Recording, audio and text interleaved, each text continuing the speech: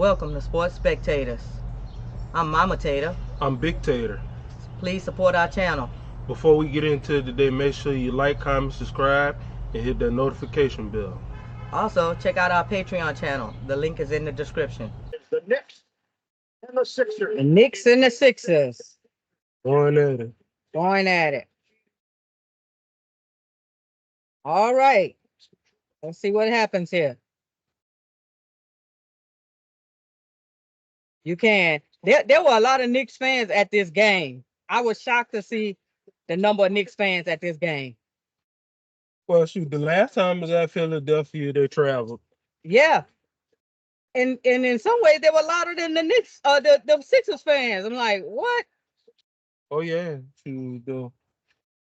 I mean, think about it. Shoot, though, for the first time in a long time, the Knicks fans feel like they got a legit team and they got something going on. Right. Now I would say, I think if Embiid was healthy, this would be a different game.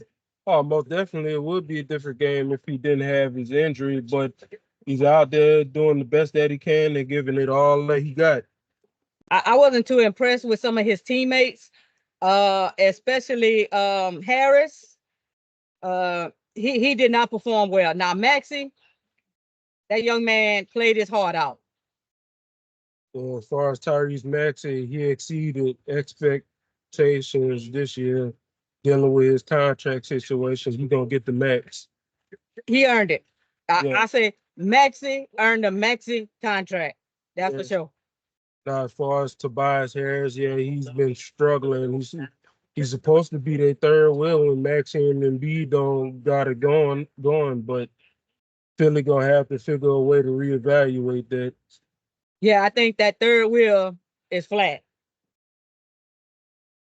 Oubre, he had some shiny moments like you just saw there with the dunk, and he played fairly decent defense, but he made some mistakes at key times when they needed him to show up and perform better. And yeah, Oubre's been in the league for a minute though, but he's still a young player. Eventually, the 76ers keep him because he is a good, solid player. He'll get it together. One thing I noticed in this game and others, that little short jumper just right near the free throw line, they killed Philly with that. They didn't have any answer for that. Hardenstein, I think is his name. He was able to score in that little spot consistently. And of course, we don't even have to talk about Brunson. I mean, there's nothing you can do to stop that. But I thought they could have done a better job defensively on the other players. Hart, those players just had a tremendous game. And you can't afford that if you're trying to force a game 7. Yep. The Hardenstein, he's the type of player that's blue collar work, bring your lunch pail to work type of player. But not just him though having the impact. Also, Mitchell Robinson grabbing them rebounds, blocking shots. Oh, definitely. And what is his name? Anunoby. Oh my goodness. I mean, he didn't shy away from Embiid. He didn't shy away from him at all. Likewise, that little short jumper, and he was hitting 3-point shots like crazy. I would say that, Philly, given the condition of Embiid and, the lack of production by Harris, I just felt like it was going to be hard for them to ultimately win. Let's say they got past the Knicks. I don't see them beating anybody else for sure.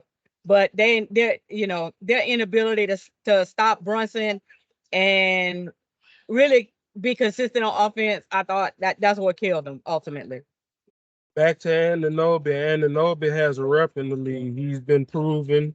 If you think about it, he's a champion in his own right because he won one in Toronto. Right. Yeah, and as far as Jalen Brunson, he's been amazing in this series. Games 3, 4, 5, and 6. I mean, think about it. Game 3, he scored 30. Games 4 and 5, he dropped over 40. And this game 6, he just capped it off with another amazing performance. Yeah, I take my hat off to Brunson. New York, made an excellent choice when they got him, despite all the critics saying that they paid too much for him, and he wasn't proven, and the criticisms about his performance in Dallas, I believe it was, right? That's where he came from, Dallas. Yes. Well, he has shown them that he is a superstar. He is a superstar. I mean, the boy can seriously hoop, and he's got a cast around him. Think about it. Randall Yeah, is hurt. yeah. Randall is hurt. Now think about if Randall was out there with Brunson. I just don't see, that it would, to me, that would have made it a blowout. But I mean, they had everything. Philly had to have the perfect game to push this to a number 7. Yeah. And then there's no guarantee that they would win a number 7, right?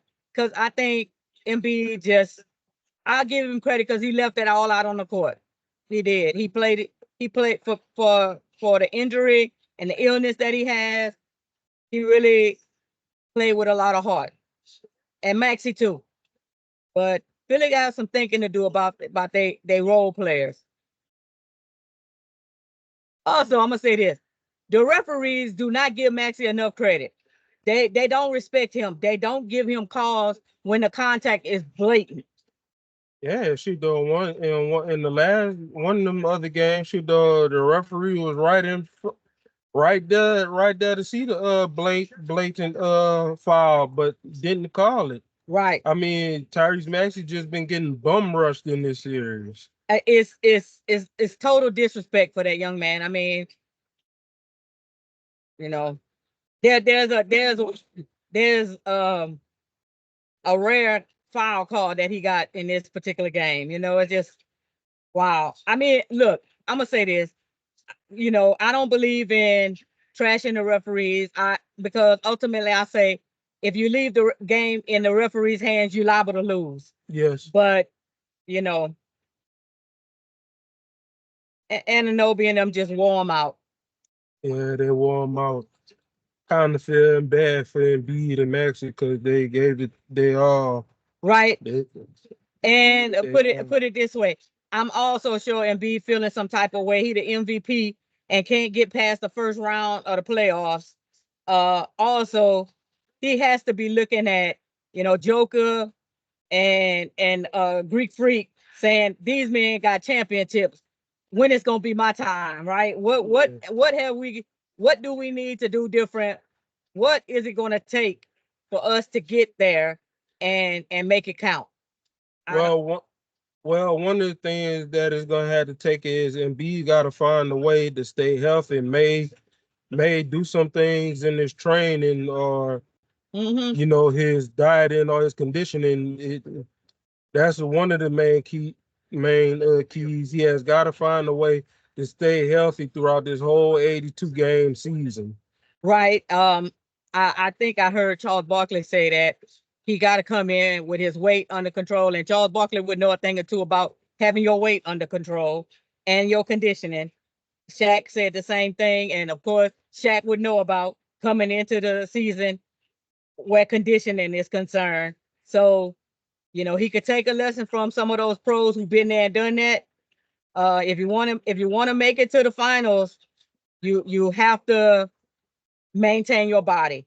This one thing I can say now is the NBA is so physical. Despite all the rules that they put in place, this game is still incredibly physical. And if your body is not in tip-top shape, you're gonna take a beating. Yeah, it's physical, but I don't know if it's that physical, Mama. I mean, back in the day, it was really, really physical. Well, you had to be a grown man out there. I'm not saying that it was physical in a different kind of way. Now, I mean, how many times Maxie hit the floor during this series? I think the boy done mopped every spot on the floor. I mean, it's just ridiculous. Yeah. So you were saying about him being physical. Oh no, I was talking about Joel Embiid with his conditioning and stuff.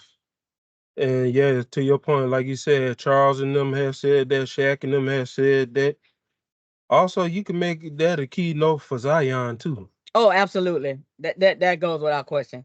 I think New Orleans was probably the worst place for Zion because they got too much good food down there. So that's all I'm gonna say about that.